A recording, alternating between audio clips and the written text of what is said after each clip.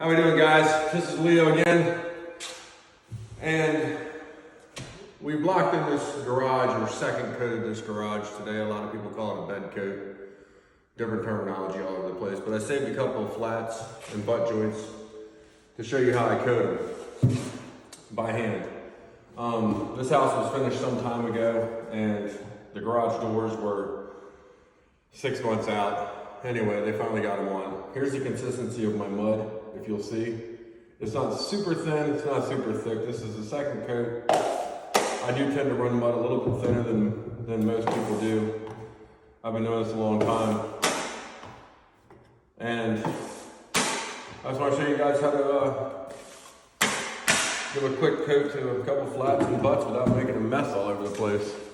So what I'll do is, when I load it up, I'll load it up like this, and I'll cut it here, and I'll cut it there. So I have 2 cut marks. When I put the knife up, I'll stick it, and I'll actually angle it. Because if you think about it, it's like a snow plow. When you put the mud on there, if you have it at an angle on the upside, it's pushing the mud up the flat.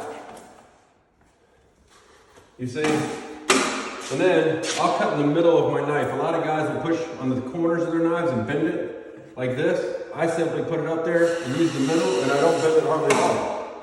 This allows me to know that it's flat all the way across.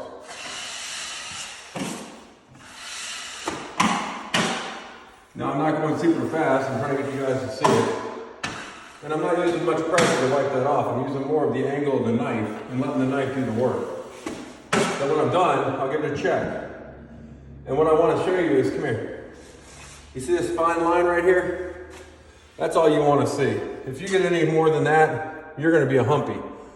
And this mud will shrink a little bit. We're using USG +3. And it'll shrink a little, but not too much. So my final coat over top of that is literally going to be putting the mud on and almost wiping it directly back off. Now, if you see this butt joint, this one's bad. I want you to bring the phone here, look. I want you to see down the side of that knife. Can you see the distance of the knife off the wall? Now that's what we're trying to fill. That's the bad side of this butt joint. You always check them, see if there's a bad side and a good side. Now what I'll do is I'll actually move it over a little bit off the flat to put my first bit of mud on, but I put a good layer on, it's pretty thick. My second layer I'm gonna do here, right on that butt joint, and have the edge of my knife right on the edge of where the tape joint divides. Then my third one, I'm gonna put right here. And I'm actually gonna push a little bit on the inside of the corner of my knife here so I can get it to kind of cut into this side. This is the part I'm trying to make flat over here. Now if you see, I got 2 cut marks from that white. That tells me that it's flat just over that.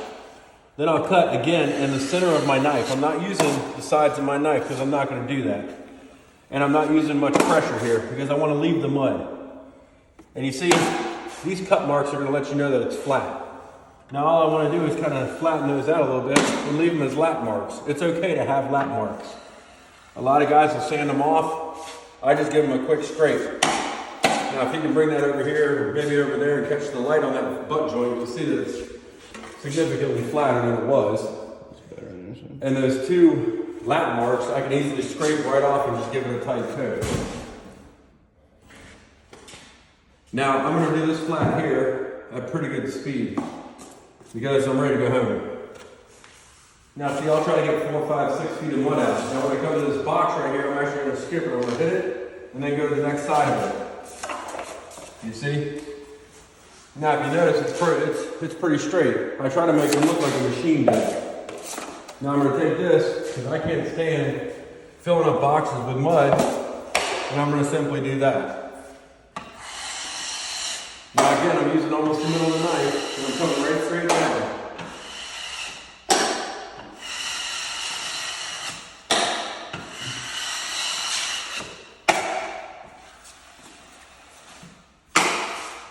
Now see, it's okay if you pull it off right at the light, and then you want to check it, and you want that fine line.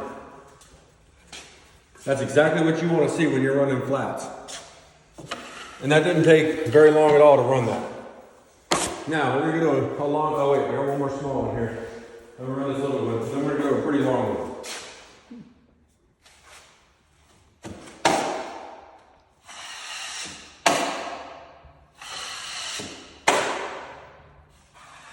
Now you guys probably, the new guys, the rookies, you're not gonna get this the first time like this. This takes a lot of time and a lot of practice.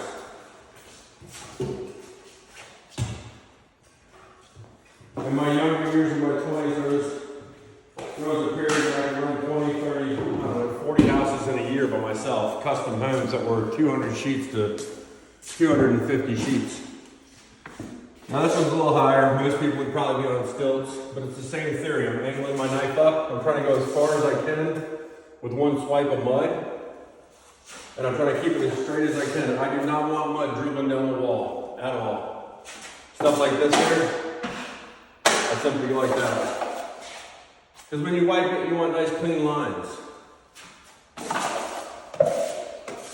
The custom builders love it. It's about all I want to have in my pan. So I'm going to cut the bottom.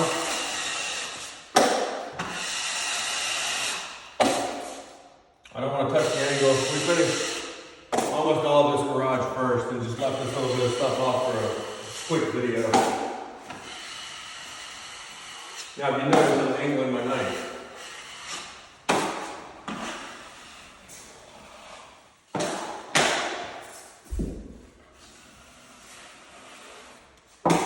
You want to do this with the less strokes possible. Over time, you'll save your arm and you'll save your body. I know finishers that are 50, 60 years old that are still finishing drywall because they use a little bit thinner mud. But if you look, this is perfectly flat.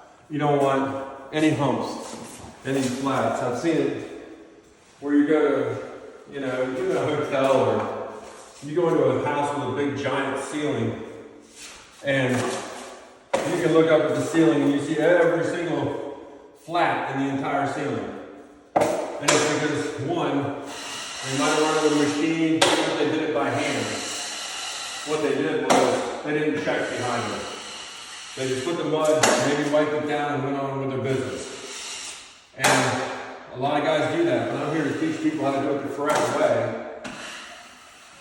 So that, just maybe, we won't have all those problems. Now this butt joint here, he's not too bad at all. So on this one, I'll literally take it, and I'll put my mud on here.